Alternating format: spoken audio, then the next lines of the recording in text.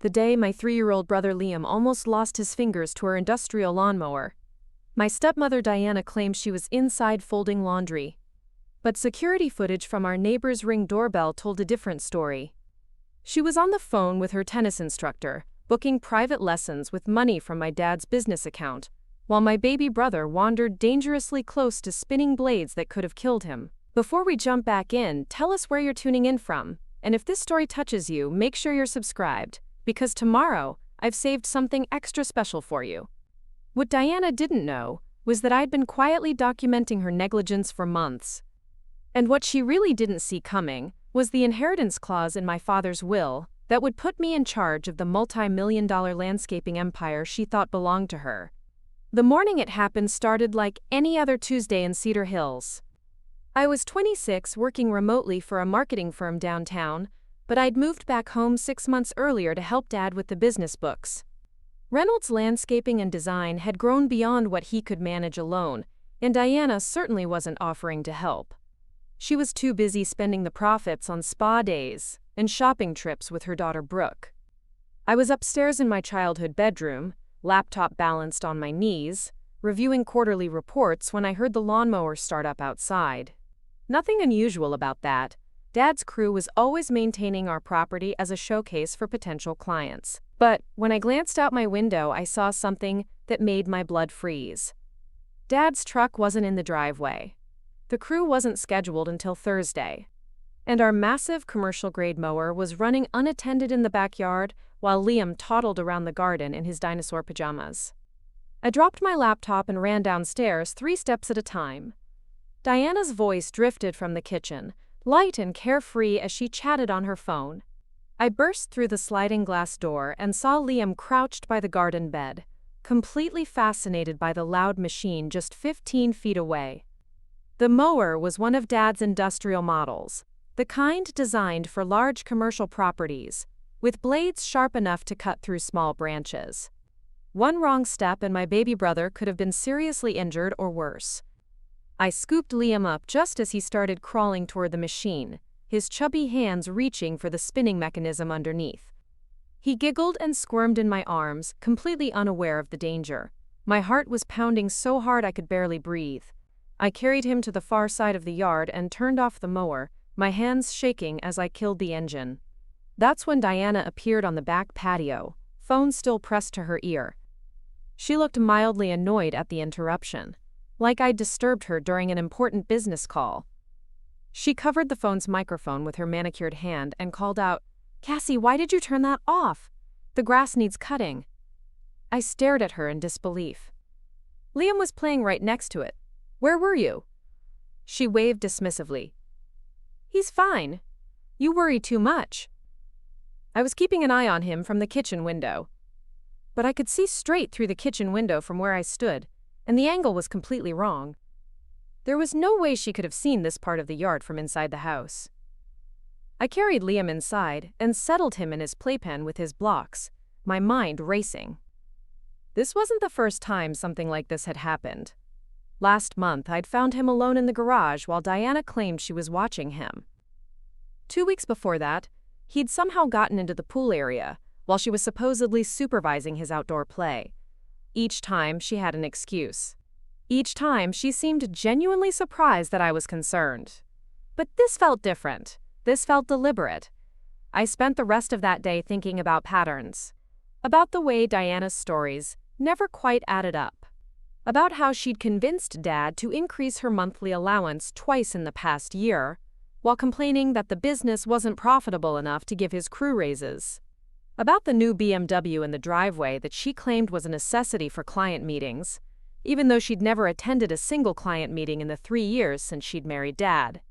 That evening, after Dad came home and Diana had launched into her usual performance about how exhausting it was to watch a toddler all day, I made a decision. If she was going to be careless with Liam's safety, I needed proof. Not just for my own peace of mind, but for his protection. The next morning, I drove to the electronics store and bought a small security camera. Nothing fancy or expensive, just a basic model that could record to a memory card. I installed it discreetly in the living room, angled to capture the view of the backyard through the sliding glass doors. I told myself I was being paranoid, that surely Diana couldn't be as negligent as she appeared. Within a week, I had my answer. The footage showed Diana leaving Liam alone in the backyard for 20, sometimes 30 minutes at a time while she disappeared inside. I watched her take phone calls, paint her nails, and once even leave the house entirely to retrieve packages from the front porch, all while my 3-year-old brother played unsupervised near garden tools, the pool, and yes, lawn equipment. But the most damning footage came on a Thursday afternoon when Dad's crew was working on the Henderson property across town. Diana had started up the backup mower in our shed, apparently planning to do some light trimming around the flower beds. Instead of waiting for Liam's nap time or asking me to watch him, she simply left the machine running and went inside to answer her phone. I watched in horror as the camera captured Liam's fascination with the loud machine.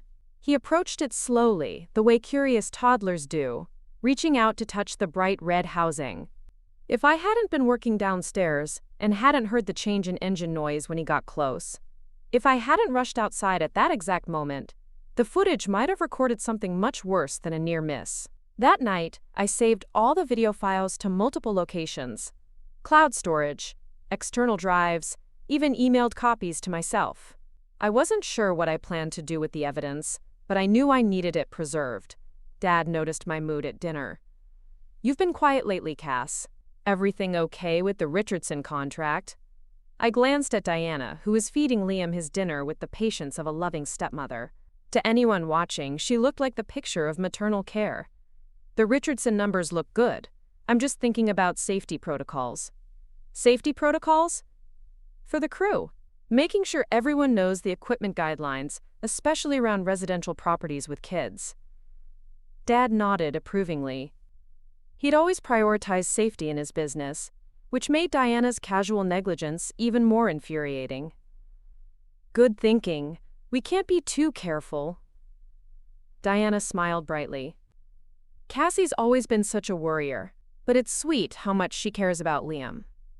The way she said it, like my concern for my brother's safety was an amusing quirk rather than a basic human response, made something cold settle in my stomach.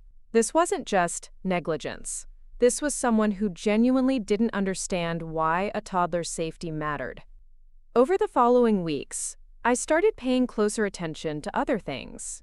Diana's shopping habits, her phone calls, the way she talked about the business when Dad wasn't around. I began to piece together a picture that was even more troubling than I'd initially realized. Diana had convinced Dad to put her name on several business accounts, claiming it would help with household management. But the bank statement showed charges at high-end boutiques, expensive restaurants, and luxury spas that had nothing to do with household needs. She was treating the business like her personal piggy bank while claiming they couldn't afford to properly maintain the equipment or give the crew a cost of living raise. More concerning was the way she talked about the business itself. During a phone call I overheard while working late one evening, she told someone, probably her sister in Portland, "Tom's getting older, and this manual labor is wearing him down. I keep telling him to sell, but he's too sentimental about it. Once I convince him to retire, we can cash out and move somewhere warmer." The problem was, Dad had no intention of retiring. At 52, he was in excellent health and genuinely loved the work. Reynolds Landscaping wasn't just his business, it was his passion. He'd built it from nothing over 25 years, developing relationships with clients who trusted him with their most valuable asset, their homes. The idea of selling never crossed his mind because he planned to pass the business down to me and eventually to Liam. Preparing and narrating this story took us a lot of time, so if you are enjoying it, subscribe to our channel. It means a lot to us. Now back to the story. But Diana clearly had different plans. I started wondering what else she might be planning. If she was willing to be negligent with Liam's physical safety, and if she was already treating the business finances like her personal funds, what would stop her from making more drastic moves? That's when I remembered the conversation I'd overheard between Dad and his lawyer 6 months earlier. Dad had been updating his will after marrying Diana, and he'd specifically mentioned wanting to protect the business from being sold or dissolved. He'd set up a trust structure that would ensure the company stayed in the family and continued to support the employees who'd been with him for years. But trusts could be complicated, and Diana was charming enough to convince Dad of almost anything when she put her mind to it. If something happened to him, if he became unable to make decisions about the business, would she try to manipulate the situation for her own benefit? The thought kept me awake at night. Not just the financial implications, but the safety implications. If Diana couldn't be trusted to watch Liam for an hour without putting him in danger, what kind of guardian would she be if something happened to Dad? I realized I needed to understand the legal structure Dad had created, not to undermine it, but to protect it. And to protect Liam. The next week, I made an appointment with Dad's lawyer, Helen Chang, under the pretense of discussing business insurance policies. Helen had known our family for years, had handled the legal work when Dad divorced my mother, and had been instrumental in setting up the business structure that had allowed Reynolds Landscaping to grow so successfully. Helen's office was in a converted Victorian house downtown, all polished wood and leather-bound books. She greeted me warmly and offered coffee before settling behind her antique desk. "Your father mentioned you've been helping with the financial side of things. How's that going?" "It's going well, but I have some concerns about asset protection. Given how much the business has grown, I want to make sure we're properly insured against liability, and I want to understand the succession planning Dad has in place." Helen's expression grew slightly more serious. "Those are smart questions. Your father was very thoughtful about the structure he created. The business assets are held in a trust that protects them from personal creditors and ensures continuity of operations. In the event of his death or incapacitation, control of the trust passes to you as the primary beneficiary." My stomach did a small flip. To me? Not to Diana. Diana receives a generous life insurance payout and ongoing spousal support from the trust, but operational control and ownership remain with blood relatives. Your father was very clear about that. He wanted to ensure the business stayed in the Reynolds family and continue to operate according to his values. I tried to keep my expression neutral. "Does Diana know about this arrangement?" Helen paused, choosing her words carefully. "Your father discussed the general structure with her, but I'm not sure she fully understands the implications. She may assume that as his wife, she would inherit everything automatically. That's a common misconception."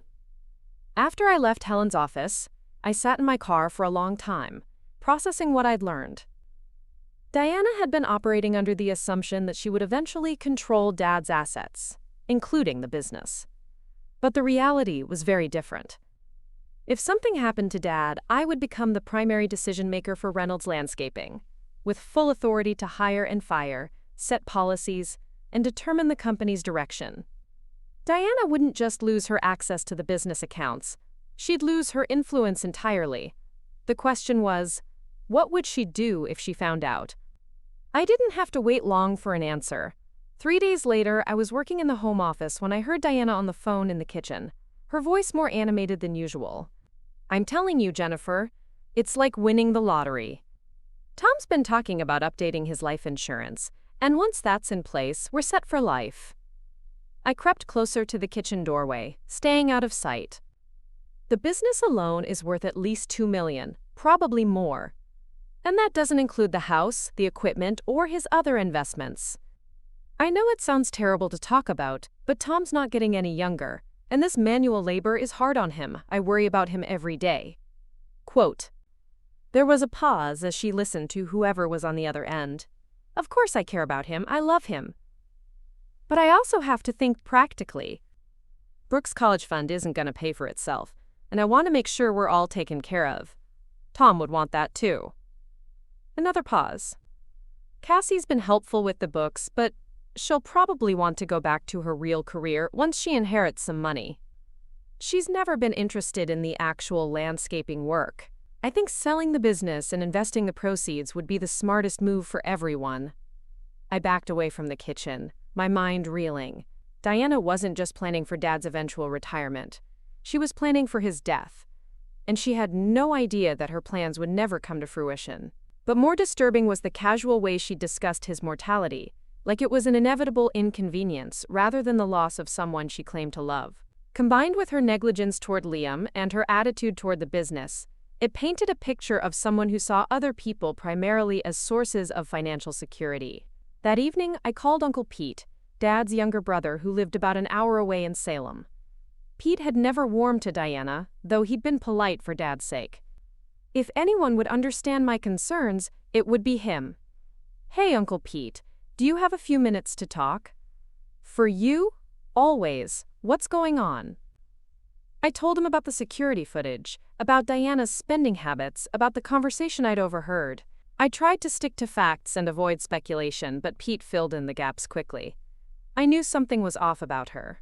"Your dad's a good man, but he's always been too trusting when it comes to women. Remember how long it took him to see through your mother's spending problems? This feels different, though. Mom was irresponsible with money, but she never put me in physical danger. Diana's negligence with Liam is getting worse, not better." Pete was quiet for a moment. "What do you need from me?" "I need to know that someone else is paying attention. If something happens, if Dad gets hurt or if Liam gets hurt because of Diana's negligence, I need a witness who's been watching the pattern." "You've got it. And Cassie? Be careful. If Diana's as calculating as you think, she might not appreciate your scrutiny." That conversation marked a turning point for me. I stopped trying to give Diana the benefit of the doubt and started paying attention to her behavior with the systematic focus I'd learned in my marketing career. I documented patterns, saved evidence, and began building a comprehensive picture of her true priorities. What I discovered over the following month was worse than I'd imagined.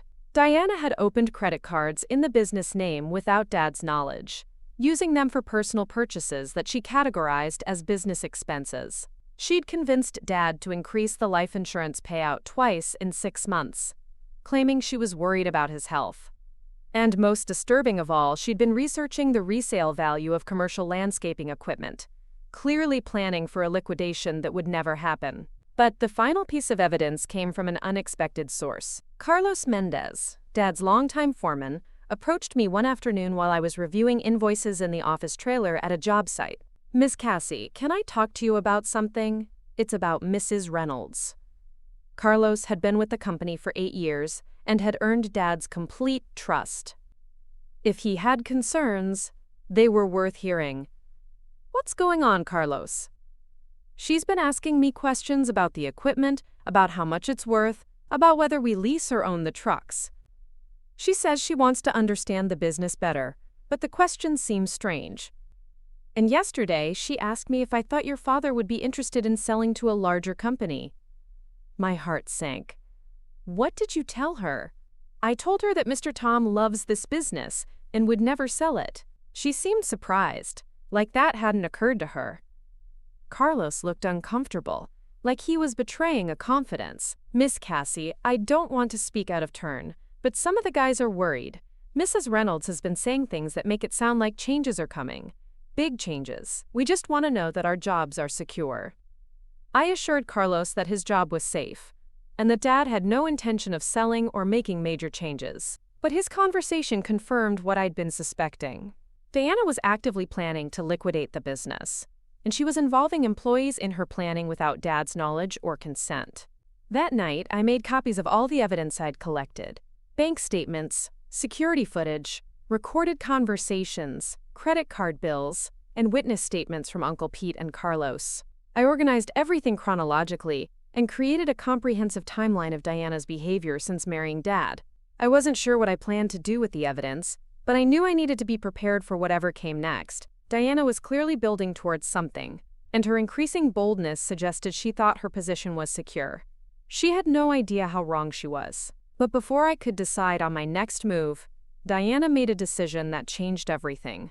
2 weeks later, on a sunny Saturday morning that should have been peaceful, her negligence finally crossed a line that couldn't be uncrossed. And this time, I was ready. The crisis came on a Saturday morning when Dad had left early for the Willow Creek Country Club job. Diana was supposed to watch Liam while I caught up on payroll processing in the home office. I'd positioned my laptop where I could see the backyard through the window, but I was deep in spreadsheets when I heard the unmistakable roar of our largest commercial mower starting up. My blood turned to ice. Dad had taken the crew truck, which meant the only person who could have started that machine was Diana. I rushed to the window and saw her dragging the massive mower out of the equipment shed, struggling with its weight and clearly unfamiliar with its operation.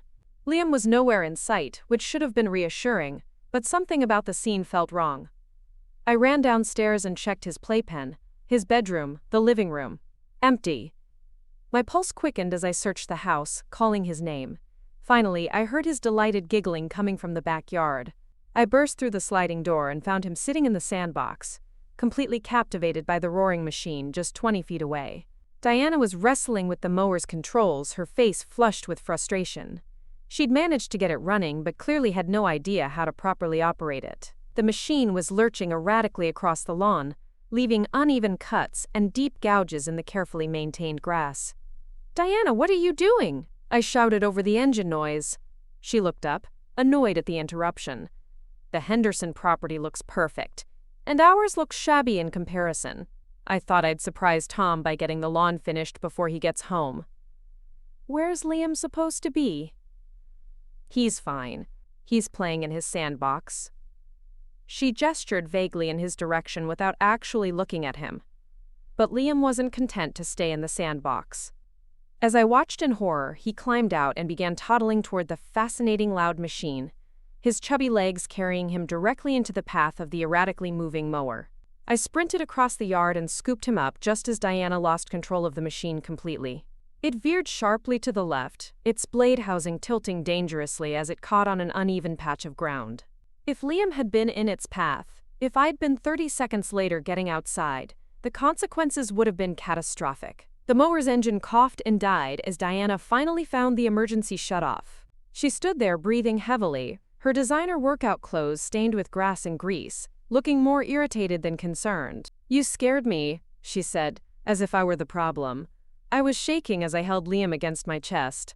He was unharmed but clearly shaken by the loud noise and sudden commotion. "Diana, that machine weighs 800 pounds and has industrial-grade cutting blades. Liam could have been killed." She waved dismissively. "You're being dramatic. I had everything under control. You lost control of the mower completely. And you weren't even watching where he was." "I was watching him. I could see him the whole time. But I knew that was impossible." From where she'd been standing, the equipment shed blocked her view of the sandbox entirely.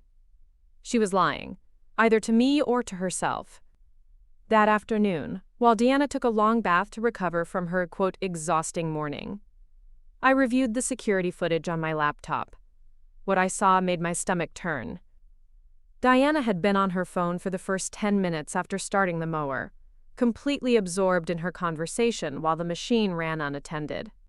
She'd lost visual contact with Liam multiple times, and when he'd climbed out of the sandbox, she'd been facing the opposite direction, struggling with the mower's controls. The footage showed exactly how close we'd come to tragedy.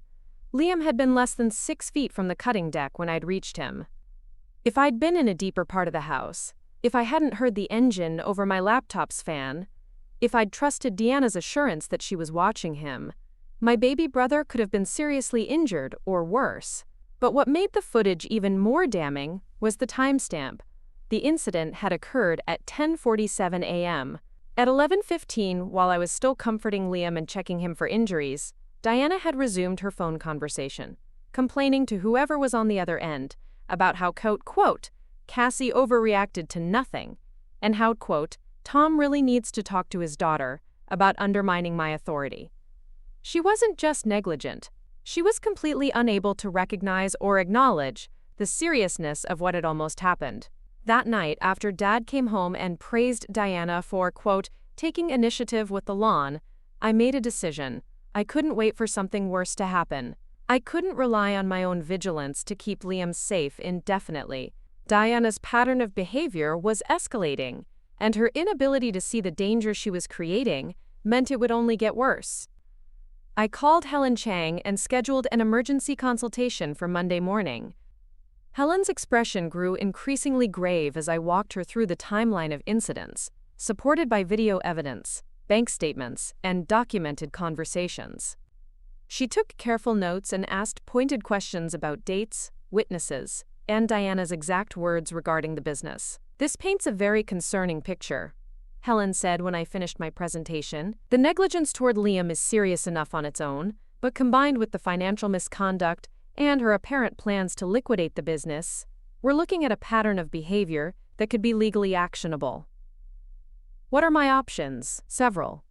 We could file for a protective order regarding Liam's safety, which would require supervised visitation. We could pursue criminal charges for the unauthorized use of business credit accounts. And we can certainly take steps to protect your father's assets from further misuse. Helen paused, studying my face carefully. But Cassie, there's something else you need to consider. If Diana discovers that she won't inherit control of the business, her behavior might become even more erratic. People who feel cornered sometimes make desperate decisions. A chill ran down my spine. What kind of desperate decisions? I can't speculate about specific actions, but financially motivated individuals have been known to accelerate their timelines when they realize their original plans won't work. Given her apparent interest in life insurance payouts and her casual attitude towards safety, I think you should be prepared for the possibility that she might create situations where accidents are more likely to occur. The weight of Helen's words settled over me like a heavy blanket. Diana wasn't just negligent or financially irresponsible. She was potentially dangerous. What do you recommend? Document everything. Install more security cameras if necessary. Make sure your father understands the full scope of what's been happening. And consider having a family meeting where the terms of his will and trust are clearly explained to Diana. Sometimes bringing hidden motivations into the light is enough to neutralize them. I left Helen's office with a clear action plan, but also with a growing sense of urgency. If Diana was planning something more dramatic, I needed to move quickly to protect both Dad and Liam. My first stop was the security company that had installed our current system. I upgraded to a comprehensive package that included cameras covering every angle of the property, motion sensors, and automatic cloud backup of all footage. The technician assured me that the new system would capture any activity both inside and outside the house, with tamper-proof recording that couldn't be deleted or manipulated. Next, I visited Uncle Pete in Salem and showed him all the evidence I'd compiled. His reaction was even stronger than I'd expected. "This woman is a predator," he said after reviewing the bank statements showing Diana's unauthorized spending. "She's been systematically draining the business while planning to cash out completely. And this footage of her negligence with Liam, it's like she's testing boundaries to see what she can get away with." Helen thinks Diana might escalate if she finds out about the inheritance structure. Pete's jaw tightened. "Your father needs to know everything. Tonight." But when I got home that evening, ready to have a difficult conversation with Dad, I found Diana in the kitchen preparing an elaborate dinner. Candles were lit, wine was chilling, and she was wearing the black dress she'd bought for their anniversary. "Cassie, perfect timing," she said brightly. "I'm making Tom's favorite meal to celebrate some wonderful news." My stomach dropped. "What news?" "Tom's been working so hard lately, and I've been worried about his stress levels. I convinced him to increase his life insurance policy again, just to give us all peace of mind. The new policy goes into effect next week." She said it like she was announcing a promotion or a vacation, not discussing my father's death benefit. The casual way she talked about life insurance, combined with everything else I'd discovered, made my skin crawl. Dad came home an hour later, tired but happy from a successful day at the country club job. Diana fussed over him throughout dinner, refilling his wine glass and asking detailed questions about his work schedule for the following week. She seemed particularly interested in the remote jobs where he worked alone or with minimal crew. After dinner, while Diana was upstairs giving Liam his bath, I pulled Dad aside in his home office. "Dad, we need to talk about Diana." His expression immediately became guarded. "What about her?" I showed him the security footage from that morning's lawnmower incident, explaining what had really happened versus what Diana had told him. His face went pale as he watched Liam toddle toward the out-of-control machine. "This was today?" "She told me she'd done a great job with the lawn. She's been telling you a lot of things that aren't true." I walked him through the financial evidence, the unauthorized credit cards, the business account charges for personal expenses. His shock gradually transformed into anger as the scope of Diana's deception became clear. She's been stealing from the business? It's worse than that, Dad. She's planning to sell the business after you're gone. She doesn't know about the trust structure you set up. She thinks she'll inherit everything and be able to liquidate the company. Dad sank into his desk chair, looking older than I'd seen him in years. I trusted her completely. I gave her access to everything because I thought she was trying to help. There's more. I played the recorded conversation where Diana discussed his life insurance with casual calculation, treating his death like a financial opportunity rather than a personal loss. Dad's hands clenched into fists as he listened to his wife discuss his mortality like a business transaction. How long has this been going on? Months. Maybe longer. The financial stuff started small and escalated gradually. But the negligence with Liam has been consistent since they got married. Dad was quiet for a long time, staring at the evidence spread across his desk. Finally, he looked up at me with an expression I'd never seen before. It was the look of a man who'd realized he'd been living with a stranger. What do I do, Cassie? You protect yourself and Liam. And you don't let her know that you know until we have a plan.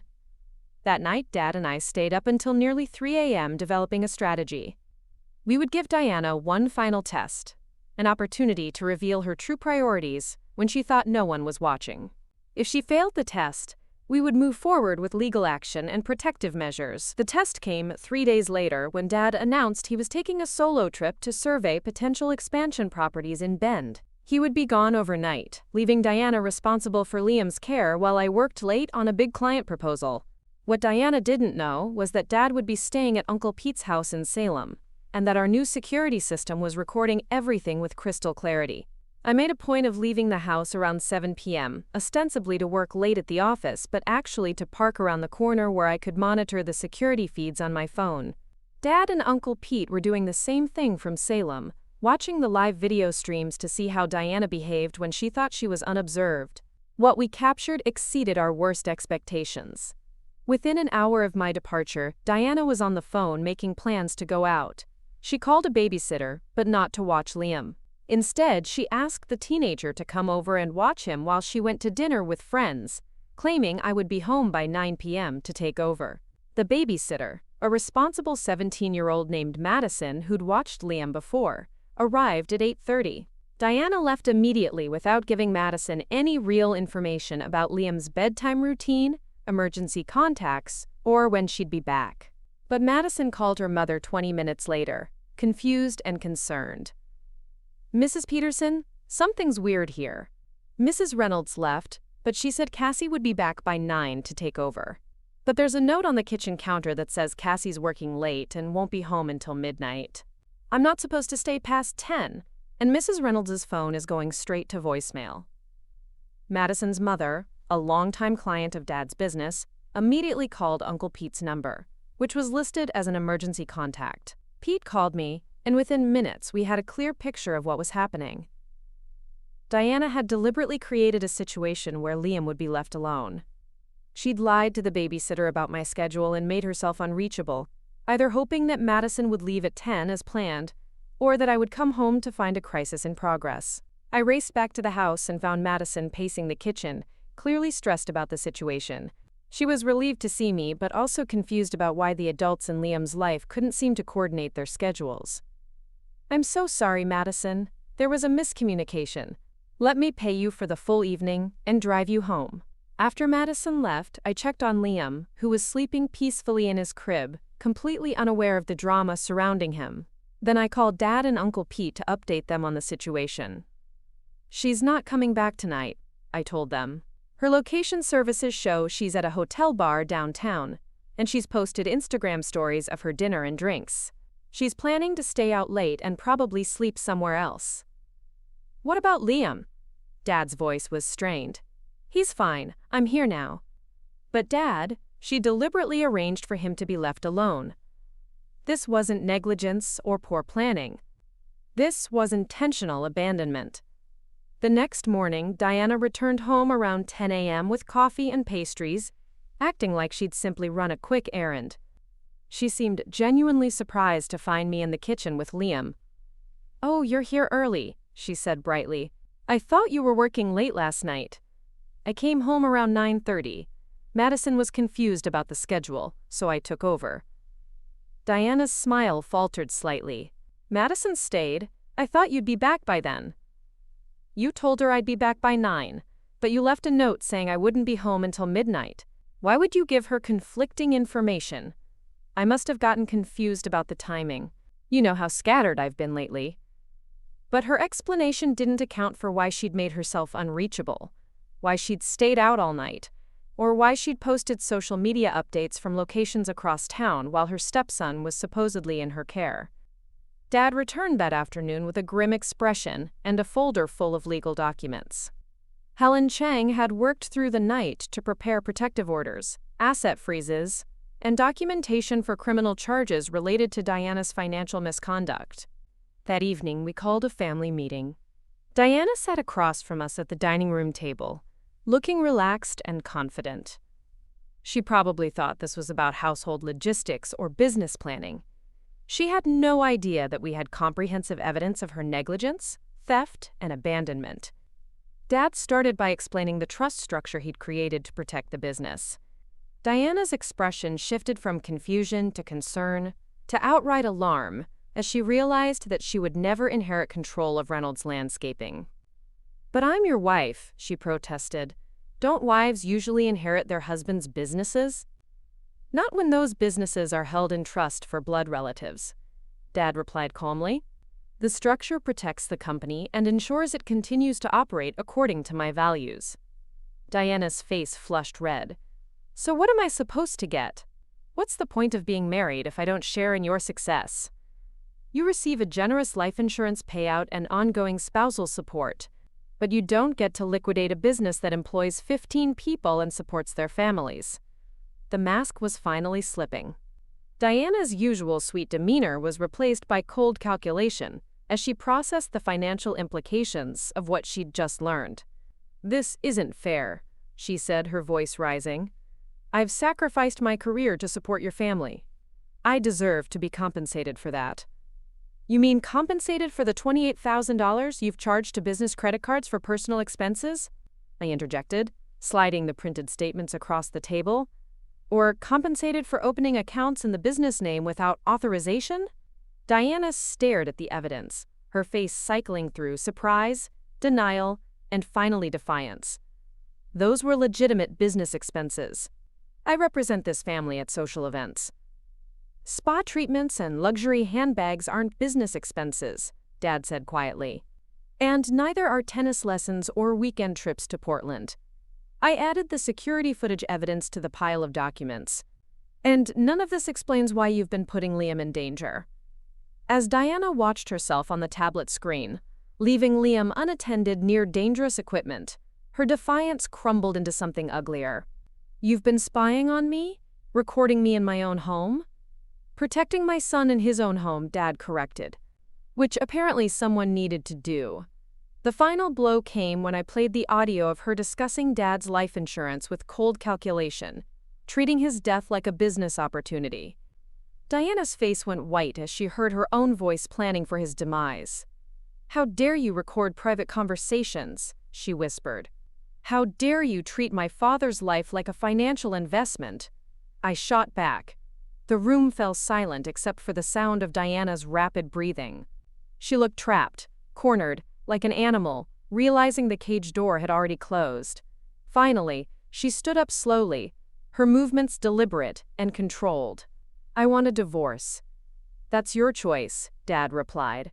"But the financial misconduct and child endangerment issues don't disappear because our marriage ends." Diana's eyes narrowed. "You can't prove I intended to hurt anyone." "We don't have to prove intent," I said. "We only have to prove negligence and unauthorized financial activity. The evidence does that quite clearly." Diana left the house that night and never returned. She moved in with her sister in Portland, leaving most of her belongings behind like she couldn't get away fast enough. Her lawyer contacted Helen Chang the following week to negotiate a settlement that would avoid criminal charges. But Diana's departure wasn't the end of the story. It was just the beginning of a new chapter where I learned exactly what I was capable of when someone threatened my family. 3 months later, Reynolds Landscaping and Design was thriving under new management. Dad had officially transferred operational control to me while maintaining ownership, and I'd implemented safety protocols, financial oversight, and employee benefits that reflected the values he'd always tried to uphold. The crew members who'd been worried about their job security under Diana's potential leadership were relieved and grateful. Carlos Mendez, in particular, became one of my strongest supporters, often telling new clients about how the company had grown stronger under my leadership. Diana's sister called once, asking if we'd consider settling the divorce with a lump sum payment rather than ongoing spousal support. Dad declined, preferring the structured payments that could be monitored and controlled.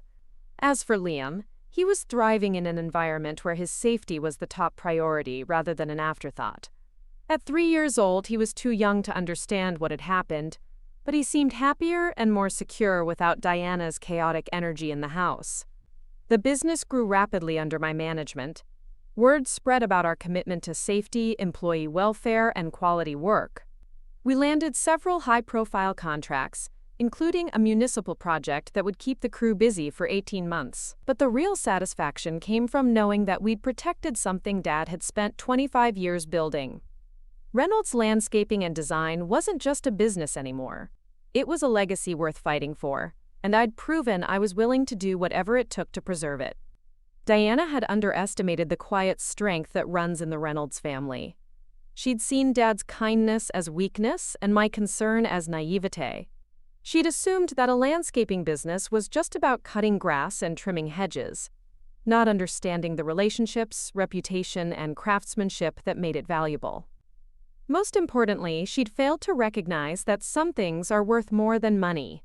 Family loyalty, employee welfare, and a child's safety weren't just business considerations for us. They were core values that we'd defend against anyone who threatened them. In the end, Diana got exactly what she'd always wanted: financial security without the burden of caring about other people. Her divorce settlement would support her comfortably for years, as long as she stayed away from our family and our business. And we got exactly what we'd fought to protect: a thriving company, a safe home for Liam, and the knowledge that when it mattered most, we'd stood up for what was right. 6 months after Diana's departure, I thought the worst was behind us. Reynolds Landscaping was flourishing under my leadership, Liam was happier and safer than he'd ever been, and Dad seemed to have regained his energy and enthusiasm for the work he loved. I'd implemented new safety protocols, expanded our client base, and even hired 2 additional crew members to handle the increased demand for our services. But Diana wasn't finished with us yet.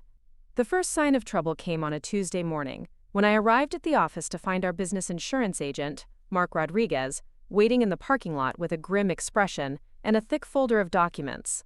"Cassie, we need to talk immediately. There's been a claim filed against your company that could shut you down."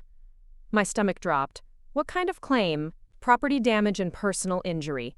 Someone's alleging that your crew caused significant damage to their landscape and irrigation system, plus a slip and fall injury that required medical treatment.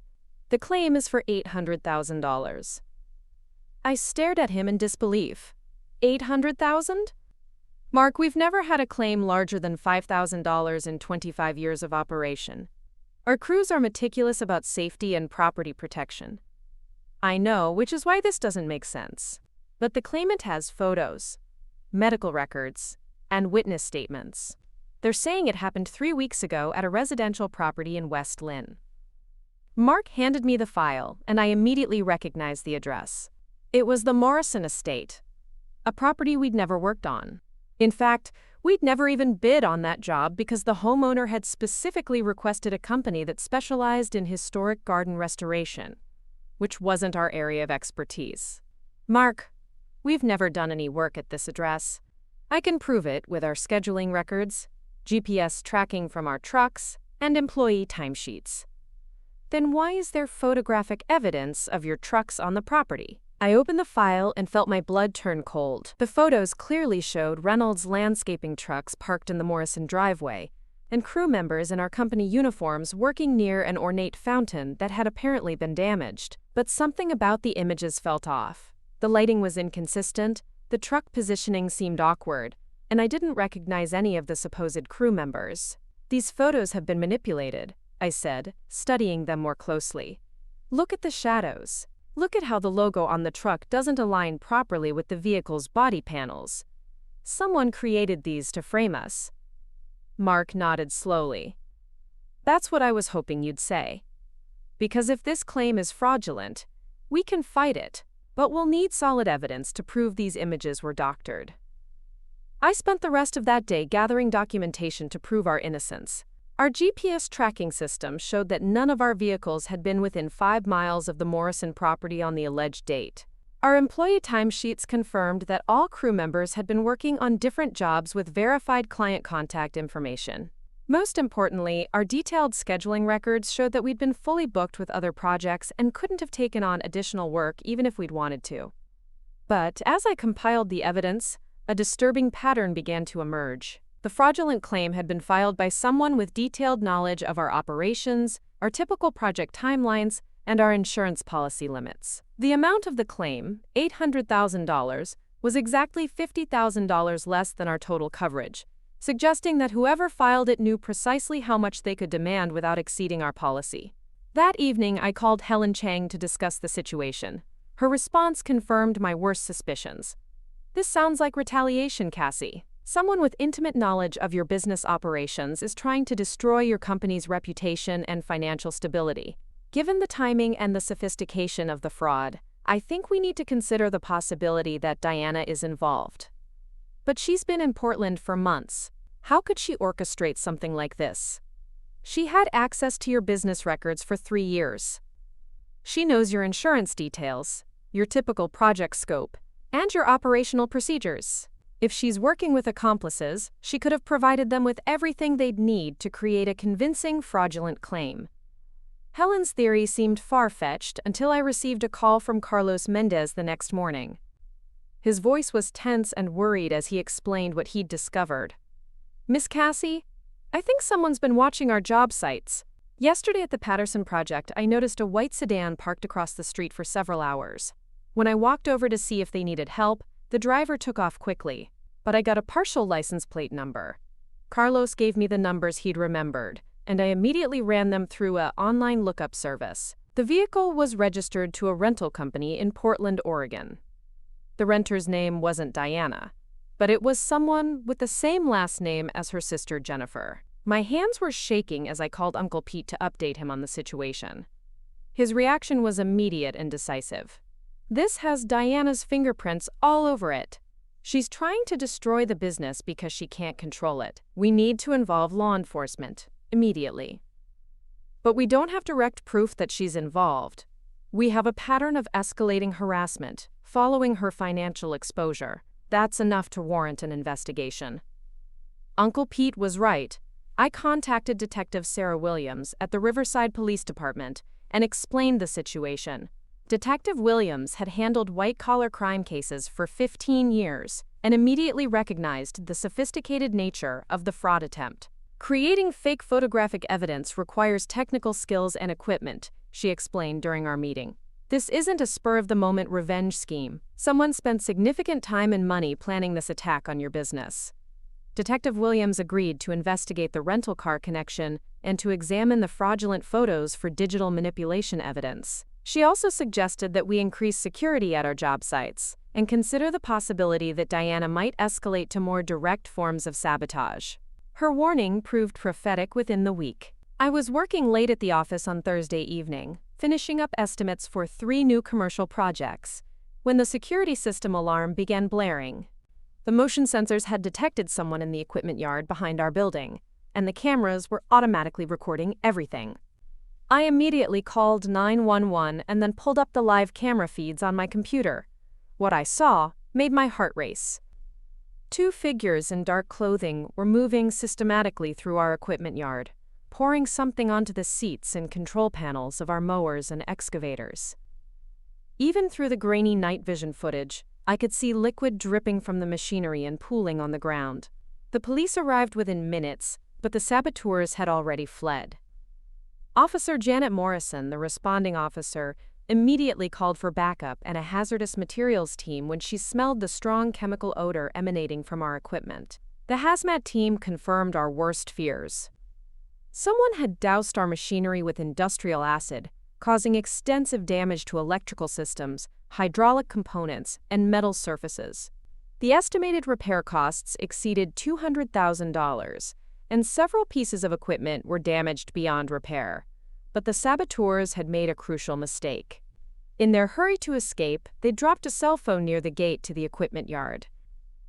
Officer Morrison bagged it as evidence and promised to have the digital forensics team examine it for contacts, messages, and location data. While we waited for the forensic results, I had to focus on keeping the business operational. We had committed to several major projects with tight deadlines, and our damaged equipment threatened our ability to fulfill those obligations. I spent the next 3 days calling rental companies, negotiating emergency equipment leases, and reassuring clients that their projects would be completed on schedule. Dad was devastated by the sabotage. He'd personally maintained some of that equipment for over a decade, and seeing it destroyed by deliberate malice hit him harder than any financial loss could have. 25 years building this company, he said as we surveyed the damage. I never imagined someone would try to destroy it out of spite. They're not going to succeed, I assured him. We have insurance for the equipment, and we have backup plans for every project.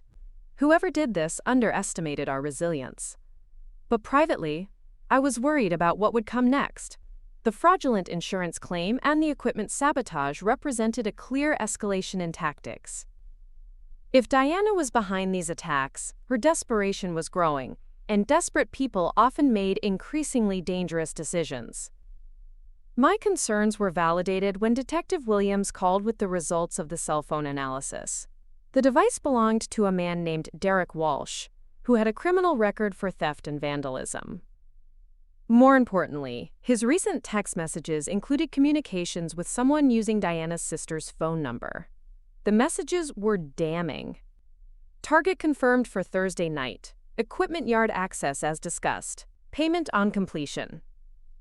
The response from Jennifer's number was equally incriminating. Make sure nothing can be traced back. Complete destruction preferred. Detective Williams obtained a warrant to examine Jennifer's phone records and financial transactions. What they discovered was a comprehensive conspiracy involving Diana, her sister Jennifer, Derek Walsh, and 2 other men with criminal backgrounds. Bank records showed that Diana had transferred $15,000 to Jennifer's account 2 weeks before the sabotage, followed by smaller transfers to accounts linked to the hired vandals. Phone records revealed dozens of calls between the conspirators, including detailed discussions about our business operations, security measures, and equipment locations. Most disturbing were the text messages between Diana and Jennifer discussing future plans. Phase 1 complete. Insurance fraud failed but equipment damage successful. Phase 2 needs to target their biggest contracts directly. Can't let them rebuild. Detective Williams arrested Derek Walsh and his accomplices within 48 hours. Their confessions led to warrants for Diana and Jennifer's arrests in Portland, where local police found additional evidence of the conspiracy in Jennifer's apartment. The evidence included detailed maps of our job sites, photographs of our equipment and employees, and handwritten notes about our project schedules and client information. Diana had clearly been planning an extended campaign of harassment and sabotage designed to drive us out of business. But the most chilling discovery was a notebook containing what appeared to be surveillance notes about Dad's daily routines, his typical work locations, and his medical information. The notes included details about his insulin medication for diabetes, his tendency to work alone on remote properties, and his habit of staying late at job sites to ensure quality control. Detective Williams called me immediately after reviewing the notebook. Cassie, I think Diana was planning something beyond business sabotage. These notes suggest she was gathering information that could be used to create a situation where your father might be harmed. The realization hit me like a physical blow. Diana hadn't just been trying to destroy our business. She'd been researching ways to create accidents or medical emergencies that might result in Dad's death, triggering the life insurance payout she'd counted on. What kind of situation? Someone with diabetes who's working alone in a remote location could easily suffer a medical emergency if their medication were tampered with or if they were prevented from accessing emergency treatment. The notes include details about cellular dead zones on your job sites and response times for emergency services in rural areas. I felt sick as I processed the implications. Diana had been planning to murder my father, probably in a way that would look like an accidental death or medical emergency. The business sabotage had been a secondary goal. Her primary objective was still the life insurance money she'd been counting on. That night, I couldn't sleep. The knowledge that Diana had been planning Dad's death while living in our house, eating our food, and pretending to care about our family was almost too much to bear. But it also filled me with a cold determination to ensure that she faced the full consequences of her actions. The next morning, I met with Helen Chang and Detective Williams to discuss the criminal charges that would be filed against Diana and her accomplices. The list was extensive: conspiracy to commit fraud, conspiracy to commit vandalism, destruction of property, criminal surveillance, and conspiracy to commit murder. The murder conspiracy charge is the most serious, Detective Williams explained. If convicted, Diana could face 25 years to life in prison. The evidence is strong enough that plea bargaining probably isn't an option. Helen nodded grimly. And the civil liability is enormous. Diana and her co-conspirators are liable for all the business damages, plus punitive damages for the deliberate nature of their crimes. We're looking at potentially millions of dollars in damages. But I wasn't interested in Diana's money. I was interested in ensuring that she never had the opportunity to hurt my family again. The arrests made headlines in both Riverside and Portland. Local woman charged in murder plot against ex-husband was the front-page story in the Riverside Gazette, accompanied by Diana's mugshot and details about the conspiracy she'd orchestrated. The publicity had an unexpected positive effect on our business. Clients who read about the sabotage were impressed by our resilience and determination to complete projects despite the attacks. Several new clients specifically mentioned that they wanted to work with a company that had proven its commitment to customer service under extreme circumstances. Carlos and the crew were equally supportive. Rather than being intimidated by the criminal targeting of our business, they seemed energized by the challenge of rebuilding and growing stronger. Carlos organized a crew meeting where everyone pledged to work extra hours to ensure that our delayed projects were completed ahead of schedule. "Miss Cassie," Carlos said after the meeting, "this company means everything to us. Our families depend on these jobs, and we're not going to let some crazy woman destroy what Mr. Tom built." The insurance company quickly processed our claim for the damaged equipment after Detective Williams provided them with evidence that the vandalism was part of a criminal conspiracy. The adjuster explained that criminal acts were covered under our policy, and we received a settlement that allowed us to purchase newer, more efficient equipment to replace what had been destroyed. 6 weeks after the sabotage, Reynolds Landscaping was operating at full capacity with better equipment and a more motivated crew than we'd ever had. The criminal attacks had backfired completely, making us stronger and more successful, rather than driving us out of business. Diana's trial was scheduled for the following spring, giving the prosecution time to build an airtight case based on the extensive evidence they'd collected. Her lawyer made several attempts to negotiate a plea deal, but Detective Williams informed me that the district attorney was insisting on significant prison time due to the premeditated nature of the conspiracy and the attempted murder charges. Jennifer and Derek Walsh both accepted plea deals in exchange for their testimony against Diana, ensuring that the prosecution would have detailed inside information about how the conspiracy was planned and executed. Their cooperation also led to the recovery of additional evidence, including recordings of phone calls where Diana discussed her plans in detail. But the most satisfying outcome was the impact on Liam's custody situation. The criminal charges against Diana automatically triggered a review of her parental rights, and Child Protective Services determined that she posed a significant risk to Liam's safety and well-being. Dad was granted sole custody with a restraining order, preventing Diana from any contact with our family. Liam, now 4 years old, was thriving in an environment where his safety and happiness were genuine priorities rather than inconveniences to be managed.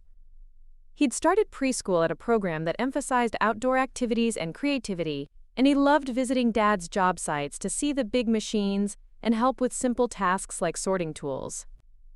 The business continued to grow throughout the fall and winter. Word-of-mouth referrals increased dramatically as existing clients recommended our services to friends and neighbors.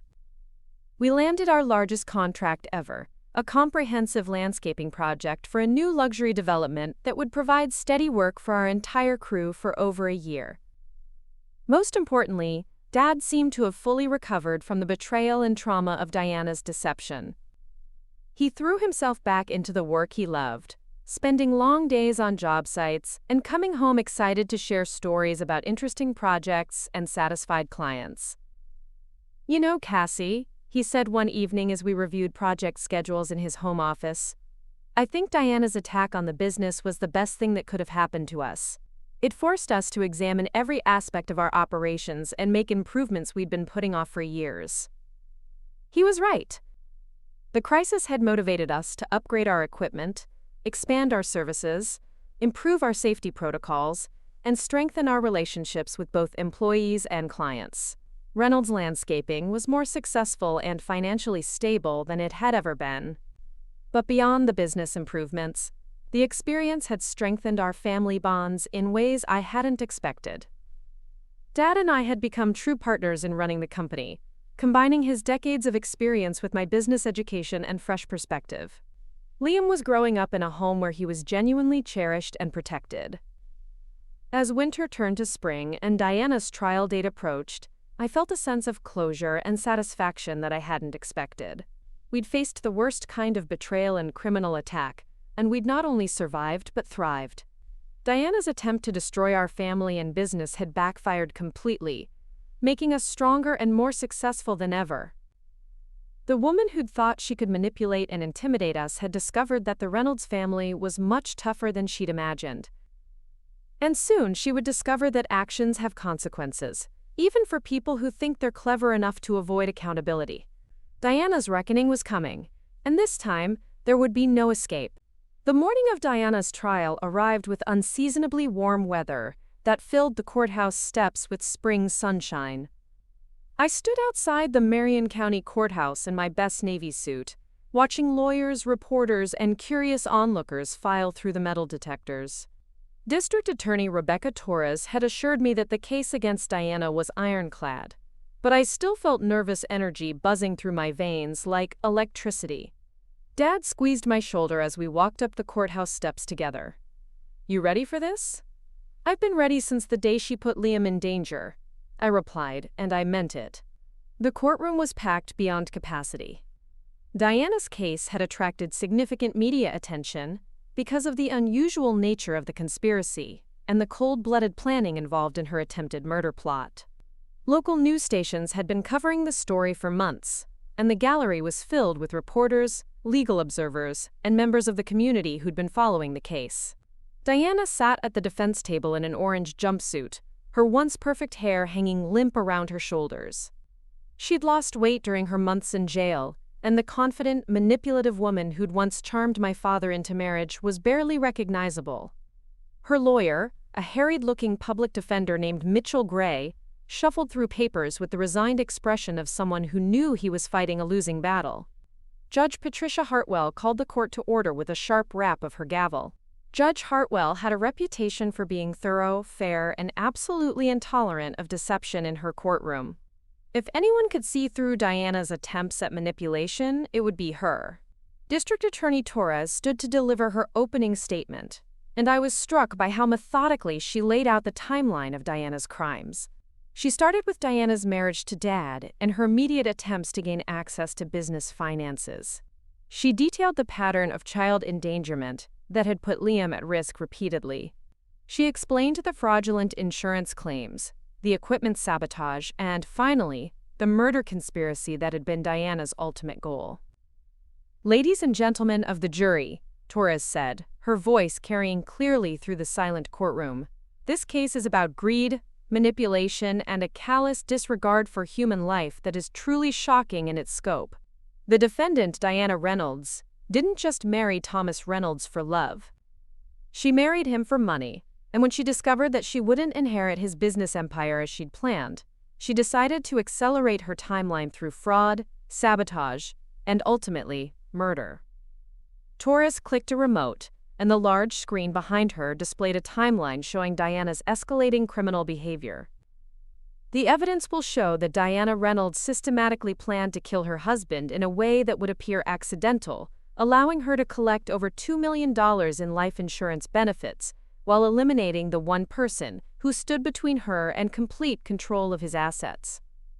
Mitchell Gray's opening statement was brief and defensive. He argued that Diana had been manipulated by her sister Jennifer and the hired criminals, that she'd been in over her head and hadn't fully understood the implications of the conspiracy. It was a weak argument, and from the expressions on the jurors' faces, it wasn't particularly convincing. The prosecution's case unfolded like a masterclass in criminal investigation. Detective Williams took the witness stand first, walking the jury through the discovery of the fraudulent insurance claims, the equipment sabotage, and the digital evidence that had exposed the conspiracy. The defendant's phone records show 47 calls to her sister Jennifer Walsh in the 2 weeks leading up to the equipment sabotage. Quote, Detective Williams testified, text messages recovered from both phones demonstrate detailed planning and coordination, including specific instructions about which pieces of equipment to target and how to cause maximum financial damage. The prosecution played audio recordings of phone calls between Diana and Jennifer that had been captured through court-authorized wiretaps. The jury listened in stunned silence as Diana's voice, clear and unmistakable, discussed her plans with chilling casualness. The business insurance claim didn't work, but that's fine, Diana's recorded voice said. Tom's getting careless about checking his insulin levels when he's working alone. If something happened to distract him during a medical episode, if his phone didn't work or if help couldn't reach him quickly enough, it would look completely natural. Several jurors visibly recoiled at the coldness in Diana's voice as she discussed engineering my father's death. Jennifer Walsh took the witness stand on the second day of the trial, testifying as part of her plea agreement. Her testimony was devastating to Diana's defense. Jennifer described in detail how Diana had approached her with the plan, how she'd provided financing for the hired criminals, and how she'd researched Dad's medical condition and work habits to identify opportunities for creating fatal accidents. Diana was obsessed with the insurance money. Jennifer testified, refusing to look at her sister. She talked about it constantly. She had spreadsheets showing how much she'd inherit, what she'd do with the money, where she'd move after Tom was dead. She called it her Freedom Fund. Did the defendant ever express concern about her husband's well-being? Torres asked. Never. She talked about Tom like he was an obstacle to overcome, not a person she cared about. She said he was getting old anyway, and that she was just accelerating the inevitable. Defense attorney Gray tried to discredit Jennifer's testimony by highlighting her own criminal behavior and the plea deal she'd received in exchange for cooperation. But Jennifer's account was corroborated by physical evidence, recorded conversations, and financial records that painted an undeniable picture of Diana's guilt. The most damaging testimony came from Derek Walsh, the man Diana had hired to sabotage our equipment. Derek was a career criminal with nothing to lose, and his matter-of-fact description of Diana's instructions was chilling in its detail. She wanted it to look random, like vandalism, Derek testified. But she gave me specific information about which machines were most expensive to repair and which ones the company needed for upcoming jobs. She knew exactly how to hurt their business, where it would cause the most damage. Did she discuss any plans beyond the equipment sabotage? Torres asked. Yeah, she said the business stuff was just the beginning. She wanted to make sure the old man couldn't rebuild, couldn't recover. She talked about accidents that could happen to someone working alone, especially someone with medical issues who might not be able to call for help. Did she specify what kind of accidents? Derek nodded grimly. Equipment failures in remote locations, medical emergencies where help couldn't arrive in time. She'd researched response times for ambulances in rural areas and identified job sites where cell phone coverage was spotty. She was planning to create situations where the guy would die before anyone could save him. The courtroom was so quiet during Derek's testimony that you could hear the air conditioning humming. The jurors stared at Diana with expressions ranging from disgust to horror as they processed the methodical nature of her murder plot. On the third day of the trial, I took the witness stand to testify about Diana's pattern of child endangerment and the business sabotage. Torres walked me through the timeline of incidents involving Liam, playing the security footage that showed Diana's repeated negligence. The jury watched in uncomfortable silence as the video showed Liam wandering dangerously close to the industrial mower while Diana chatted on her phone, completely oblivious to the potential tragedy unfolding in her own backyard. Miss Reynolds, in your opinion, was this negligence or something more deliberate? Torres asked. I'd thought carefully about how to answer this question. Initially, I thought it was negligence, but after reviewing all the incidents together, I believe Diana was testing boundaries. She was seeing how much danger she could put Liam in without facing consequences. It was like she was practicing for larger acts of reckless endangerment. Gray's cross-examination was aggressive but ineffective. He tried to characterize me as a jealous daughter who resented Diana's marriage to my father, but my calm responses and the overwhelming evidence made his attacks look desperate. Isn't it true that you never liked Diana from the beginning? Gray asked. I wanted to like her, I replied honestly. I wanted my father to be happy, but I couldn't ignore behavior that put my baby brother at risk. But you admit you were looking for reasons to criticize her? I was looking for reasons to trust her with Liam's safety. Unfortunately, she kept providing evidence that such trust would be misplaced. Dad's testimony on the fourth day was perhaps the most emotionally powerful moment of the trial. He described the betrayal he'd felt upon discovering Diana's deception, the fear for Liam's safety, and the shock of learning about the murder conspiracy. I trusted her completely, Dad said, his voice steady but strained. I gave her access to everything, including my son's care, because I believed she loved our family.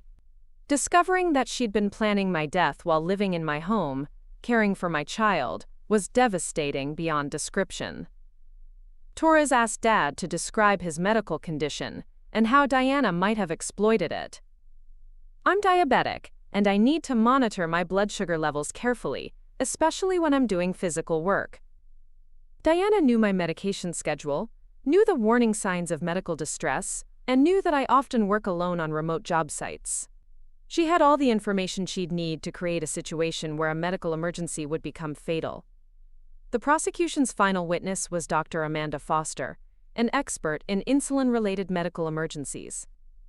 Dr. Foster explained how someone with diabetes could be deliberately put into a life-threatening situation, and how such an incident could be made to look accidental.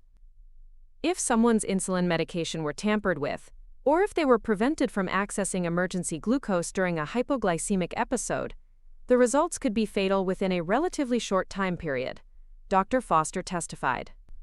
In a remote location without immediate medical intervention, such an episode could easily be mistaken for an accidental death. The defense called only 2 witnesses, a character witness who testified that Diana had been a loving mother to her daughter Brooke, and a psychiatric expert who suggested that Diana might have been suffering from adjustment disorder following her divorce. Neither testimony addressed the core evidence of the conspiracy, and both witnesses crumbled under Torres's sharp cross-examination. Diana herself chose not to testify, probably on the advice of her lawyer. There was no way she could explain away the recorded conversations, the financial evidence, and the witness testimony that had demolished any possibility of claiming innocence. Closing arguments began on the 5th day of the trial. Torres delivered a methodical summary of the evidence, emphasizing the premeditated nature of Diana's crimes and the callous disregard for human life they demonstrated. This was not a crime of passion or a momentary lapse in judgment, Torres told the jury. This was a calculated campaign of fraud, sabotage, and attempted murder, carried out over months by someone who saw other people's lives as obstacles to her financial goals. The defendant planned to kill Thomas Reynolds, to orphan his 4-year-old son, and to destroy a business that employs 15 families, all for the sake of insurance money she felt entitled to receive. Torres paused, letting her words sink in before continuing. The evidence in this case is overwhelming and undeniable. Diana Reynolds is guilty of every charge against her, and justice demands that she be held accountable for the full scope of her crimes. Gray's closing argument was a desperate attempt to humanize Diana and suggest that she'd been manipulated by more sophisticated criminals. He argued that she'd been in over her head and hadn't fully understood the implications of the conspiracy. "My client made serious mistakes," Gray conceded. "But she's not the criminal mastermind the prosecution has portrayed. She's a woman who got involved with dangerous people and found herself trapped in a situation she couldn't control." It was a weak closing, and from the jury's expressions, it wasn't persuasive. The evidence had painted a clear picture of Diana as the architect of the conspiracy, not its victim. Judge Hartwell's jury instructions were thorough and precise. She explained each charge against Diana, the burden of proof required for conviction, and the standards the jury should apply in evaluating the evidence. The jury deliberated for less than 4 hours. When they returned to the courtroom, their faces were grim and determined. The forewoman, a middle-aged teacher named Sarah Chen, stood to deliver the verdicts. "On the charge of conspiracy to commit insurance fraud, we find the defendant guilty." Diana's face remained impassive, but I saw her hands clench into fists. "On the charge of conspiracy to commit vandalism, we find the defendant guilty." "On the charge of criminal conspiracy, we find the defendant guilty." "On the charge of conspiracy to commit murder, we find the defendant guilty." Diana's composure finally cracked at the murder conviction. She turned to look at Gray with panic in her eyes, as if she'd only just realized the full implications of what she'd done.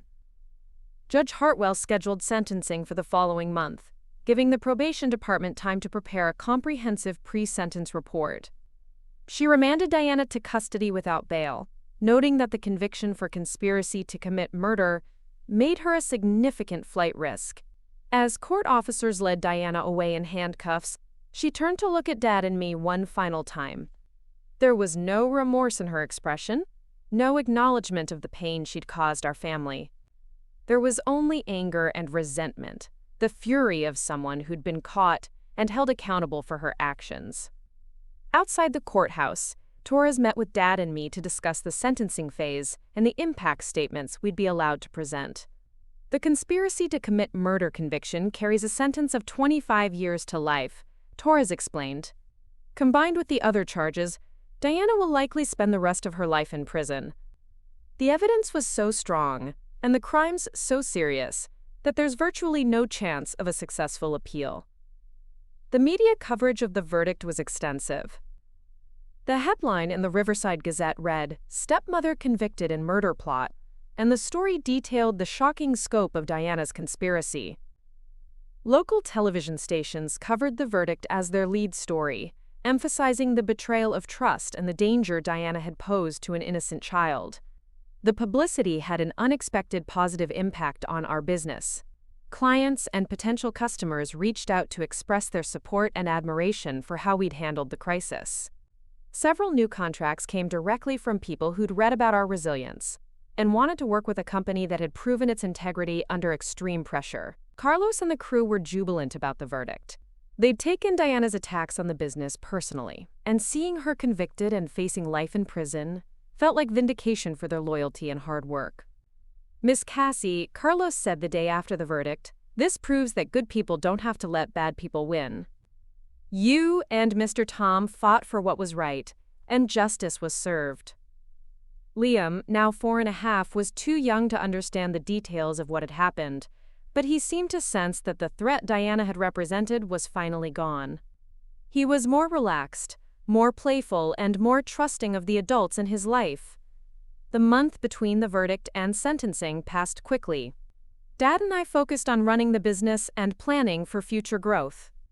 The trauma of Diana's betrayal and attacks had faded into something more manageable, a difficult chapter in our family's story that had ultimately made us stronger. We'd learned valuable lessons about trust, vigilance, and the importance of protecting what we'd built together.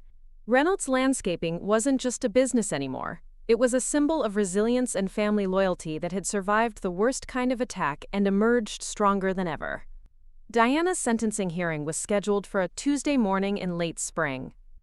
Judge Hartwell would hear impact statements from the victims before determining Diana's punishment within the guidelines established by state law. I'd spent weeks preparing my impact statement, trying to find words that could adequately express the betrayal, fear, and determination Diana's actions had inspired. But as the sentencing date approached, I realized that the most powerful statement wouldn't be about what Diana had done to us. It would be about what we'd accomplished despite her attempts to destroy us. Diana had tried to break our family, steal our business, and murder my father. She'd failed completely, and now she would spend the rest of her life paying for her crimes, while we continued to build the legacy she'd tried to steal. Justice was finally within reach, and it felt sweeter than I'd ever imagined possible. The morning of Diana's sentencing arrived with the kind of crystal-clear sunshine that made everything seem possible. I stood in front of my bedroom mirror, adjusting the collar of my emerald green blazer. This wasn't just any outfit. It was the same suit I'd worn to my college graduation, when Dad had told me how proud he was of the woman I'd become. Today felt like another graduation of sorts, the end of a chapter that had tested everything I thought I knew about family, justice, and my own strength. Dad knocked on my door as I was gathering my notes for the impact statement. "You ready, Cass?" "More than ready," I replied, and I meant it. The nervous energy that had plagued me during the trial was gone, replaced by a calm certainty that we were about to close this chapter forever. Liam bounded into the room wearing his favorite dinosaur shirt and clean jeans.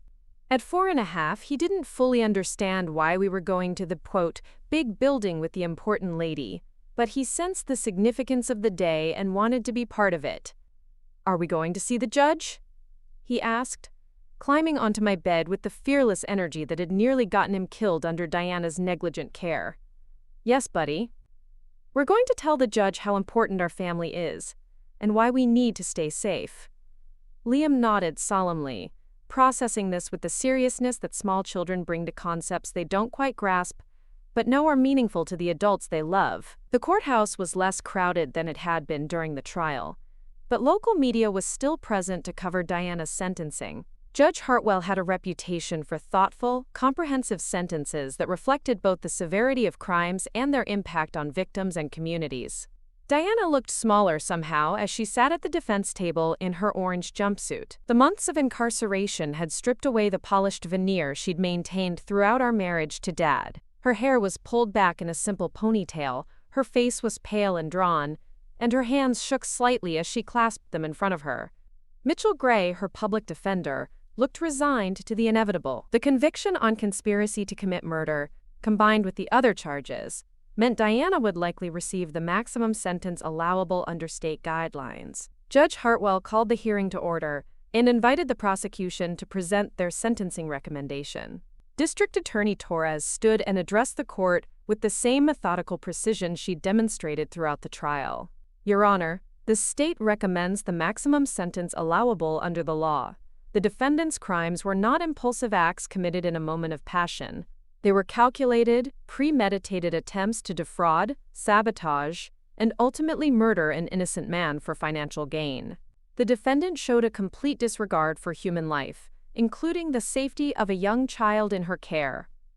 Torres paused to consult her notes before continuing. The evidence showed that Diana Reynolds spent months planning her husband's death, researching his medical vulnerabilities, and coordinating with criminal accomplices to destroy his business. These actions demonstrate a level of criminal sophistication and moral depravity that demands the strongest possible response from this court.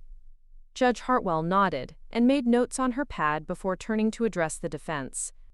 Gray rose reluctantly and offered a brief argument for leniency based on Diana's lack of prior criminal history and her role as a mother to her daughter Brooke. "Your Honor, while my client's actions were serious and inexcusable, she has no previous criminal record and has been a devoted mother to her teenage daughter. A lengthy sentence will cause significant hardship to an innocent child who has already lost one parent to incarceration." It was a weak argument, and Gray seemed to know it. The evidence had shown Diana's willingness to endanger Liam without hesitation. Her devotion to her biological daughter didn't excuse her callous disregard for her stepson's safety. Judge Hartwell then invited victim impact statements. Dad went first, walking to the podium with steady steps and a clear expression of purpose. "Your Honor, Diana Reynolds didn't just betray my trust as a husband. She betrayed the sacred responsibility of caring for my young son. She put Liam in danger repeatedly, treating his safety as an inconvenience rather than a priority.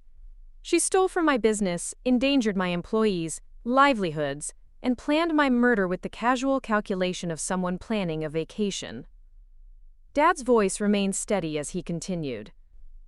But what troubles me most is not what she did to me. It's what she tried to steal from Liam. She tried to take away his father, his security, his future. She tried to destroy a business that would have provided for his education, his opportunities, his inheritance. She treated a 4-year-old child as collateral damage in her pursuit of money that was never rightfully hers. Dad paused, looking directly at Diana for the first time since her arrest. I hope she receives the maximum sentence allowable, not for revenge but to ensure she never has the opportunity to harm another family the way she harmed ours. I approached the podium next, my impact statement carefully organized, but speaking from the heart about what Diana's actions had cost our family and our community. Your Honor, Diana Reynolds didn't just commit crimes against my father and brother. She attacked the foundation of everything our family had built over 25 years. Reynolds Landscaping employs 15 families in our community. Diana's sabotage threatened not just our livelihood, but the economic security of everyone who depends on our business for their income. I glanced at the gallery, where Carlos and several other crew members had come to witness Diana's sentencing. These are good people who work hard to provide quality services to our community. They didn't deserve to have their jobs threatened because one woman felt entitled to money and control that weren't hers to claim. I turned back to Judge Hartwell. Diana's actions forced us to become investigators, security experts, and legal advocates, when all we wanted to do was run our business and raise Liam in a safe, loving environment. The stress and fear she created in our home affected every aspect of our daily lives for months. Taking a deep breath, I continued with the point I'd most wanted to make. But perhaps most importantly, Your Honor, Diana's crimes represent a profound betrayal of the trust that holds families and communities together. Marriage should be a partnership based on love and mutual support. Instead, Diana used marriage as a tool for financial manipulation and ultimately attempted murder. If such betrayals go unpunished, it undermines the very foundations of family life and community trust. I concluded by requesting the maximum sentence and expressing hope that Diana's conviction would send a clear message about the consequences of domestic financial crimes and conspiracy to commit murder. Carlos had asked to make a statement on behalf of the crew, and Judge Hartwell allowed him to speak as a representative of the business community affected by Diana's crimes. Your Honor, I've worked for Mr. Tom for 8 years, and Reynolds Landscaping has been like a family to me and my coworkers. We take pride in our work and our reputation in the community. Diana's attacks on our equipment and our business felt like attacks on our families, because our families depend on the income we earn through honest work.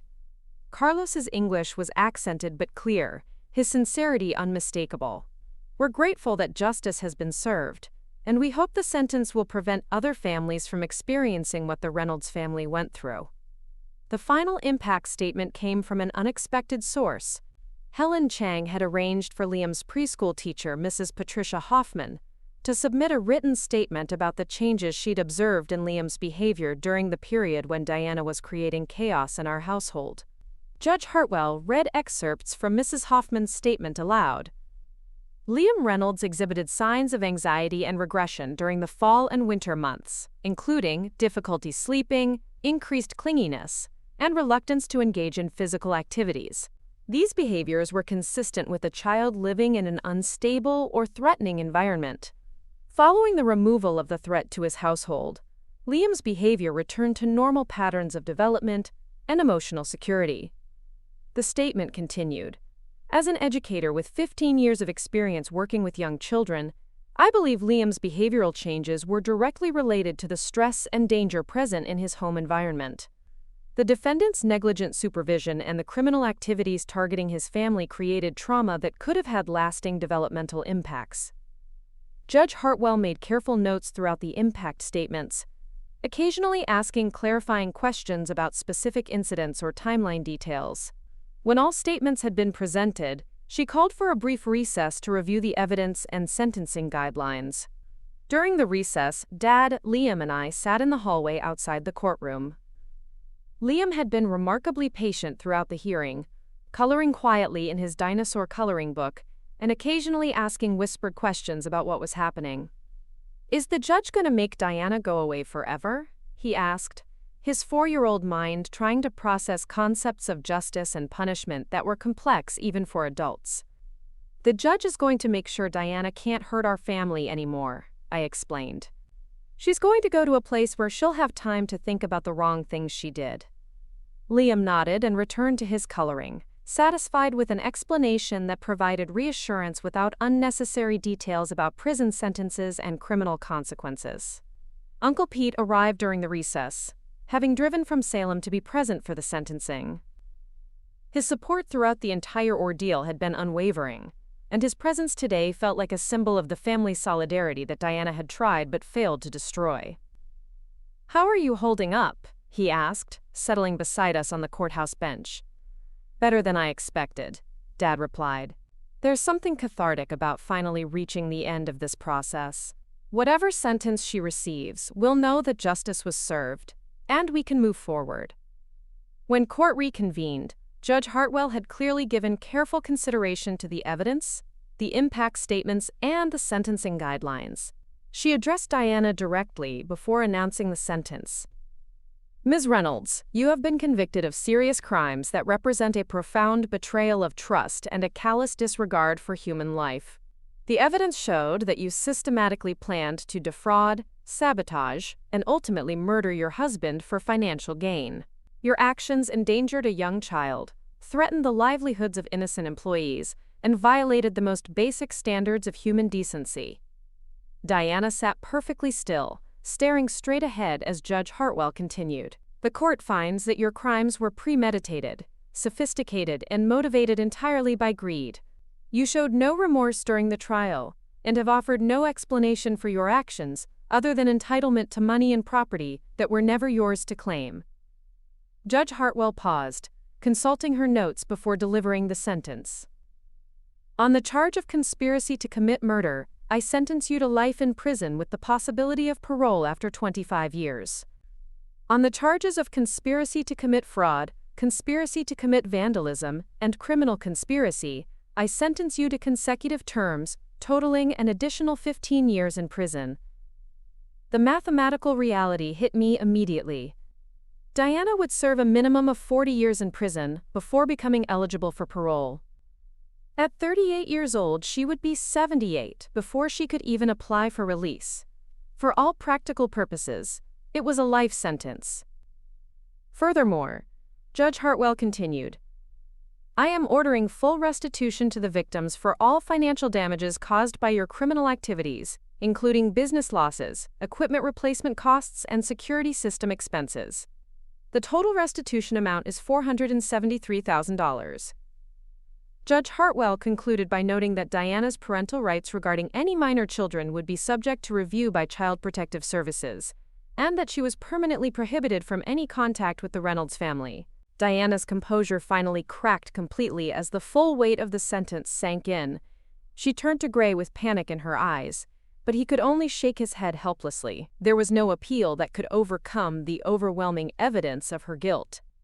As court officers approached to escort Diana back to prison, she turned one final time to look at our family. The expression on her face was pure hatred, the fury of someone who'd been held accountable for actions she'd convinced herself were justified. "This isn't over," she mouthed silently, her words visible but inaudible across the courtroom.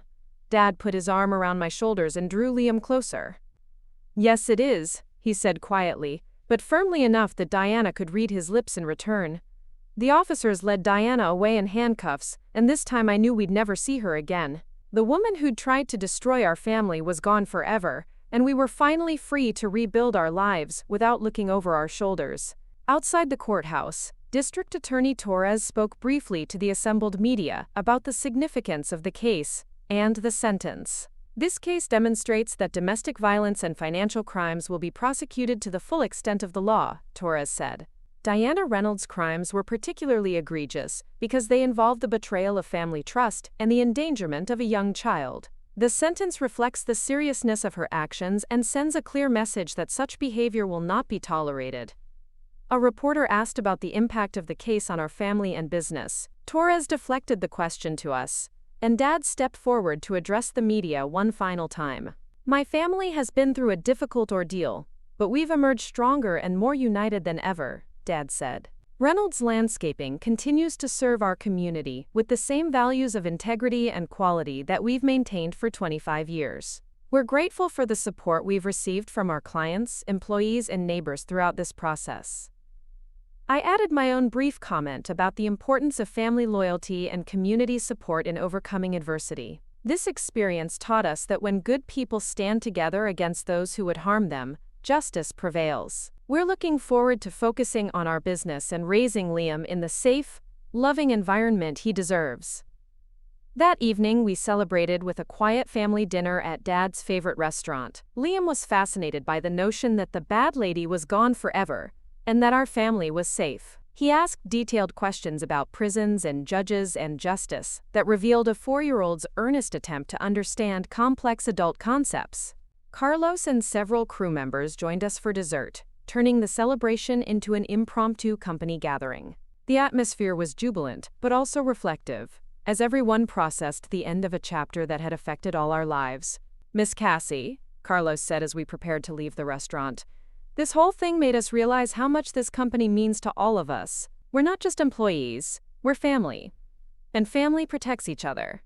His words captured exactly what I'd been feeling throughout the entire ordeal. Diana's attacks had forced us to examine what really mattered, and we discovered that our bonds were stronger than we'd realized. 2 months later, Reynolds Landscaping celebrated its 26th anniversary with our most successful year in company history. The publicity from Diana's trial had brought us new clients who admired our resilience and integrity. We'd expanded our services, upgraded our equipment, and hired 3 additional crew members to handle the increased demand.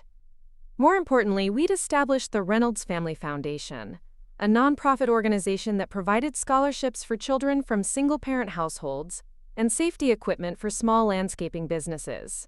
The foundation was funded by the restitution money we'd received from Diana's conviction, transformed from the proceeds of her crimes into something that would benefit our community for years to come. Liam, now 5 years old and thriving in kindergarten, had become the unofficial mascot of our business. He loved visiting job sites to watch the big machines and help with simple tasks like sorting tools and picking up debris. His presence reminded everyone why we worked so hard to maintain the family-friendly culture that Diana had tried to destroy. Dad had fully recovered from the emotional trauma of Diana's betrayal. He threw himself back into the work he loved with renewed energy and enthusiasm. More importantly, he'd learned to trust his instincts about people and to value the family relationships that had sustained him through the crisis.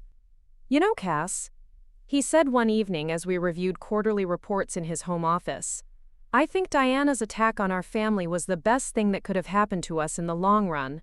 It forced us to discover how strong we really are." I agreed completely. The experience had tested every aspect of our character, our relationships, and our business practices. We'd not only survived but emerged stronger, more successful, and more united than ever before. The house that had once felt tainted by Diana's presence had been completely transformed. We'd redecorated Liam's room with a safari theme that reflected his love of animals and adventure. The kitchen had been updated with new appliances and a breakfast nook where Liam could do homework, while Dad and I discussed business matters. The backyard had been redesigned as a safe, engaging play space with professional-grade landscaping that showcased our company's capabilities. 6 months after Diana's sentencing, I received a letter from the state prison where she was incarcerated. The return address made my heart skip a beat, but the contents were not what I expected.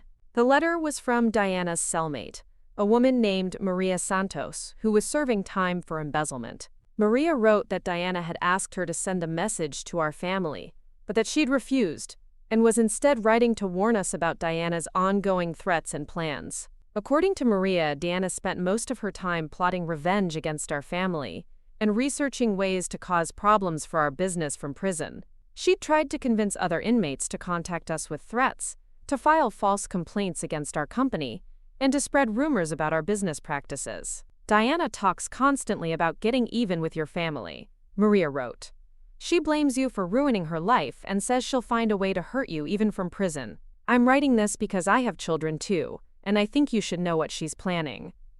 I shared Maria's letter with Detective Williams, who assured me that Diana's communications were monitored and that any attempts to harass or threaten our family would result in additional criminal charges. The letter served as confirmation that Diana remained exactly as dangerous and vindictive as ever, but it also reassured me that the prison system was designed to prevent her from acting on her threats. A year after Diana's sentencing, Reynolds Landscaping was featured in a national trade publication as an example of a family business that had overcome adversity to achieve exceptional growth and success. The article highlighted our safety protocols, employee benefits, and community involvement as evidence of the values-based leadership that had enabled our recovery. The article included quotes from several employees about what it meant to work for a company that genuinely cared about their welfare. Carlos was featured prominently, describing how the crew had rallied together during the crisis and emerged with a stronger sense of shared purpose. "This company isn't just about landscaping," Carlos was quoted as saying. "It's about family, integrity, and taking care of each other." What happened with Diana proved that we're stronger together than any individual threat against us. The article also featured a sidebar about the Reynolds Family Foundation and its mission to support children and small businesses in our community. The foundation had already awarded 12 scholarships and donated safety equipment to 6 local landscaping companies, fulfilling our goal of transforming Diana's criminal restitution into positive community impact. Liam, now 6 years old and in first grade, had no memory of the fear and chaos that Diana had brought to our household. He remembered her only as the bad lady who went away, a distant figure from his early childhood who had no impact on his current sense of security and belonging. His teacher, Mrs. Jennifer Adams, often commented on Liam's confidence, curiosity, and kindness toward other children. He was thriving academically and socially, showing no lasting effects from the trauma of Diana's negligent care and the family crisis that had surrounded her criminal activities. "Liam is one of the most well-adjusted children I've taught," Mrs. Adams told me during a parent-teacher conference. "He has a strong sense of family loyalty and an unusual level of empathy for other children who might be facing difficulties. You've clearly created a very secure, loving environment for him." 2 years after Diana's sentencing, Dad surprised me by announcing his intention to gradually transition full ownership of Reynolds Landscaping to me over the following 5 years. The transition would be structured to minimize tax implications, while ensuring continuity of operations and employment for our crew. "You've proven that you can lead this company through any crisis," Dad explained. "You've expanded our services, improved our safety record, and strengthened our relationships with both employees and clients. It's time to make official what's already true in practice." The ownership transition felt like the final chapter in our recovery from Diana's attacks. She'd tried to steal our family legacy and destroy the business Dad had spent 25 years building. Instead, her criminal conspiracy had forced us to strengthen every aspect of our operations and had accelerated my development as a business leader. By the time Diana became eligible for her first parole hearing, Reynolds Landscaping would be a multi-generational family business, with a reputation for integrity and excellence that stretched far beyond our local community. Liam would be old enough to understand his inheritance and to appreciate the sacrifices that had been made to preserve it for him. Diana had gambled everything on a plan to steal our legacy through fraud and murder. She'd lost completely, sacrificing her freedom, her reputation, and her relationship with her own daughter for money that was never rightfully hers to claim. We'd won something far more valuable than money. We'd won the knowledge that our family bonds were unbreakable, that our business could survive any challenge, and that justice ultimately prevails when good people stand together against those who would harm them. The woman who'd thought she could manipulate and intimidate us had discovered that the Reynolds family was much stronger than she'd imagined. And in her prison cell, surrounded by the consequences of her choices, Diana would have the rest of her life to contemplate the catastrophic miscalculation that had cost her everything while making us stronger than ever. Sometimes the people who try to destroy you end up giving you exactly what you need to build something better. Diana's betrayal had forced us to discover reserves of strength, unity, and determination we never knew we possessed.